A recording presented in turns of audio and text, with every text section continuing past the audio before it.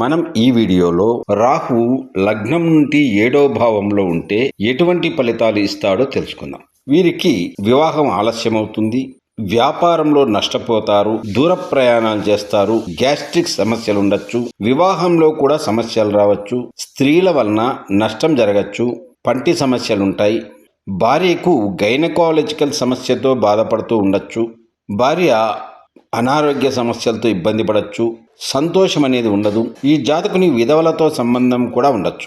మోసగారైన స్త్రీలతో అక్రమ సంబంధం వలన అనారోగ్యం పాలవుతాడు. భార్య వయసులో తనకన్నా పెద్దది కావచ్చు. మేషరాశిలో గాని, లేదా మిథున రాశిలో గాని, లేదా కర్కాటక రాశిలో గాని, లేదా కన్యా రాశిలో గాని, లేదా వృశ్చికం లేదా మకరంలో ఉంటే అది 7వ భావం అయితే కొంతవరకు మంచి ఫలితాలు వస్తాయి. రాహువు చంద్రుని చేత చూడబడితే చాలా వివాహాలు కూడా అవుతాయి. ఇక చంద్రునితో చూడబడినప్పుడు బుడ్డ అనే అనారోగ్యం కూడా వచ్చే అవకాశం ఉంటుంది.